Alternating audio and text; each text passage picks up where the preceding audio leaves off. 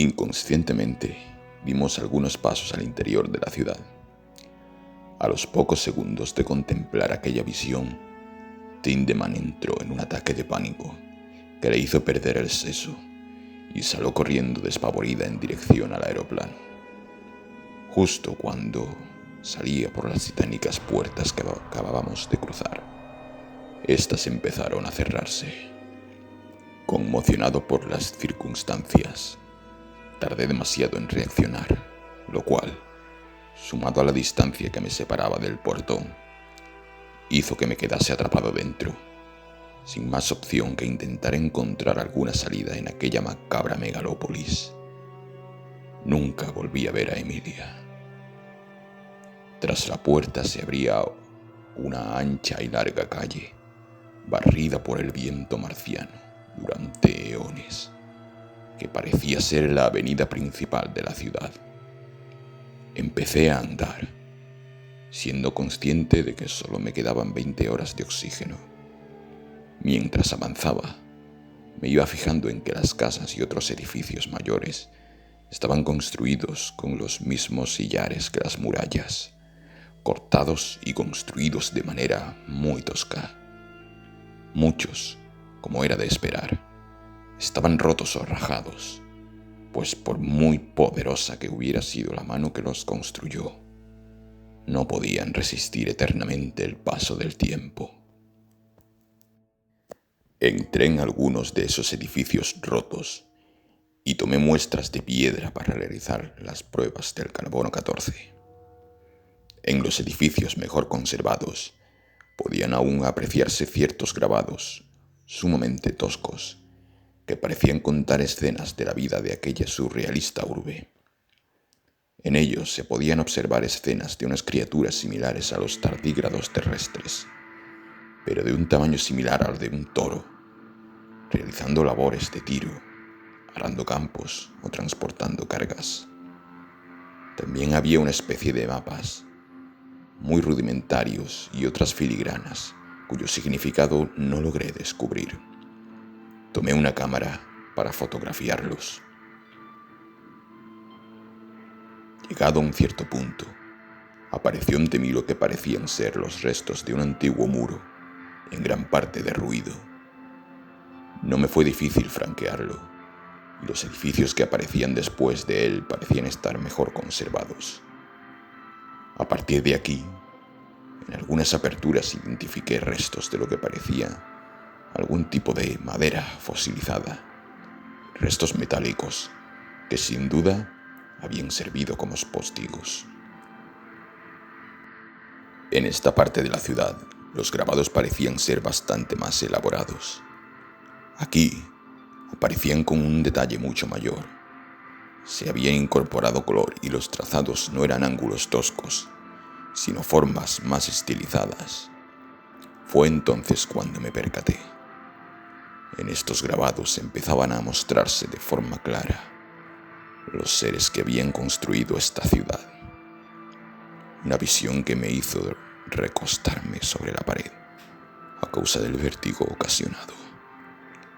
Seres de cuerpo oscuro, con 4 patas cortas y robustas en la parte inferior, un torso compacto y ligeramente encorvado hacia adelante, provisto de 2 largos brazos, sin articulaciones, rematados en una especie de tentáculos que hacían las veces de dedos. Sus cabezas recordaban a los de la criatura de la película Alien. Los mapas precisos, los dibujos elaborados y el hecho de que se plasmaban conocimientos sobre el propio planeta y su firmamento. Los grabados, como en una serie de narrativa pictórica, contaban historias sobre el desarrollo de aquella cultura que sin ningún tipo de duda podía ya calificar como civilización. Fue en ese momento cuando todas esas historias fantásticas y febriles sobre poderes ocultos y terroríficos volvieron a mi cabeza, esta vez no como ocio, sino como tormento. Y fue en ese momento cuando el contenido de aquel desquiciado libro, que había conseguido en una biblioteca de Providence volvió a mi mente. El Necronomicon, escrito por el árabe loco Abdul al-Zared, en el que determinadas páginas describía un singular artefacto geológico que, a todas luces, coincidía con aquella aberración imposible. La meseta de Leng, un obsceno promontorio, oculto en algún lugar remoto de la Tierra, que escondía maravillas impensables para el ser humano y la ciencia. El pensamiento habría quedado desterrado como una enajenación, acompañada por la nerviosa sonrisa que esbocé, de no ser porque mi memoria me jugó la cruel broma de recordar un dato sobre esa meseta. Según lo escrito por al-Azred, se movía por el tiempo y el espacio a voluntad. Aparté todas las posibilidades que llegaban a mi mente como una tormenta de relámpagos. Apreté el paso y dejé de tomar fotografías, a pesar de la mejor calidad que tenían los grabados y dibujos. En un momento dado, llegué a lo que en su día debió ser una enorme plaza, que ahora no era más que tierra yerma y muerta barrida por tempestades extraterrestres. Justo en el centro se alzaba un gigantesco poste de piedra, de al menos 10 metros de alto por 5 de ancho y lo menos 3 de profundidad. Al parecer, en tiempos remotos debió contener un mural, pero la erosión lo había borrado casi por completo. Solo quedaban restos de incisiones dispersas y lo que parecía una flecha que apuntaba en una dirección. En esa dirección se encontraba una gruta. Dando una vuelta de 360 grados, y sabiendo que podría perderme hasta quedarme sin oxígeno en aquel laberinto megalítico, entré en la cueva, esperando encontrar algún pasadizo subterráneo. Durante un buen trecho, encontré que las paredes, el techo y el suelo de la gruta estaban pulidos y tallados, pero no encontré rastro alguno de dibujos o grabado. No fue hasta que el túnel se abrió en un amplísimo espacio, por el que rayos muy débiles de luz accedían desde pequeñas fisuras en el techo. Pero no era esa la única fuente de luz. En el suelo, dispuestas de forma aleatoria, había porciones de tierra y roca iluminadas. Cuando me acerqué, no cabía duda. Se trataba de microorganismos bioluminiscentes. Tomé una pequeña prueba y al mirar hacia adelante me percaté de que gran parte de ese espacio estaba ocupado por una cúpula enorme de un color oscuro. Al acercarme, constaté que estaba hecha de algún tipo de acero. A través de un arco situado a mano derecha, se entraba al interior. Una vez dentro, lo primero que noté fue que los microorganismos bioluminiscentes eran mucho más numerosos, tanto que me permitieron ver con claridad el decorado del interior de la cúpula.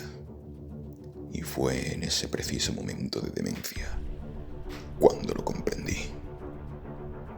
Hasta ese instante, lo que había visto aún dejaba margen a la razón y posibilidades de explicación según nuestra ciencia.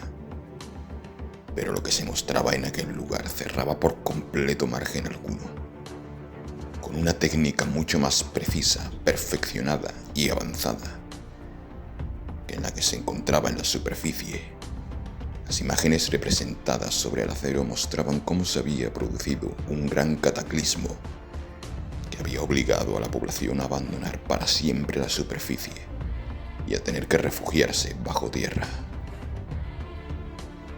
Se mostraba cómo habían tenido que adaptarse a la vida subterránea, utilizando a los microorganismos bioluminiscentes para obtener luz, mientras que, gracias a ciclópeas obras de ingeniería, habían construido ciudades modernas en las grandes cavidades del subsuelo del planeta, y como habían conseguido obtener alimento, gracias a desarrollar redes tróficas ajenas a la luz del sol. Pero no fue eso lo que me hizo estremecer de escalofrío, sino lo representado en la pared superior. En esa parte, se contaba cómo una expedición había viajado al espacio y explorado los planetas cercanos en busca de algún nicho al que mudarse. Y mostraban de forma clara la Tierra, con una configuración que, gracias a la pericia del especialista en geología de la misión, pude reconocer. La Tierra, tal cual se mostraba, databa del período mesoarcaico, hace 3.500 millones de años, cuando empezó a emitirse oxígeno a la atmósfera. Retrocedí unos pasos, intentando recuperarme del vértigo y de los sudores fríos provocados por aquella visión, cuando debí caer en una especie de trampilla o suelo quebrado. Me deslicé por una especie de tobogán pulido en la roca durante un periodo de tiempo que se me hizo eterno. Cuando por fin llegué a la salida, tuve una caída imprevista de 1,5 metros y al aterrizar sentí cómo se me quebraron algunos huesos. Me encontraba de nuevo en una cavidad en la que se oía el sonido del agua. Toda ella estaba iluminada con un verde azulado, producto de los microorganismos. Gracias a esa luz, pude ver que las paredes de la cavidad estaban repletas de lo que parecían estatuas. Conforme me fui acercando, cojeando y herido, me di cuenta de que no eran estatuas, sino fósiles. Fósiles de aquellas criaturas representadas en las imágenes al fresco. Aquellas criaturas que habían construido aquella demencial urbe que no debía existir y que nos habían visitado. No supe si lo ocurrido a partir de aquí fue producto de mi imaginación o fue real. Un fuerte temblor sacudió el lugar. Empezó a llenarse de humo y vapor, y al fondo pude ver el fulgor rojo del magma. Recortado contra ese rojo, pude ver una negra figura, oscura, con 4 patas cortas y robustas, encorvada hacia adelante con unos largos brazos acabados en tentáculos, y cuya cabeza parecía la de alguien, el 8º pasajero, que me observaba con un fuerte y grave ruido, que no fue rugido, sino un sonido profundo proveniente de esa figura. Perdí la conciencia. La recuperé muchas semanas más tarde. Cuando desperté, estaba en la Tierra. Me encontraba en un hospital y era de noche. Había estado en coma. Según me contaron, la misión había vuelto a encontrarme en la falda del Monte Olimpo, junto al aeroplano roto, y no encontrar rastro alguno de Emilia Tindemán. En aquel momento solo pude escuchar, pero no hablar de todo lo que había visto, y para advertir, como aquella noche vi, en dirección al planeta rojo, 3 luces parpadeantes que parecían dirigirse hacia nosotros. Muchas gracias por haber llegado hasta aquí. Si la historia te gustó, agradecería que le dierais pulgar arriba y la compartierais. Esta historia está basada en el relato de Howard Philip Lovecraft, En las montañas de la locura. Muchas gracias a todos y hasta la próxima.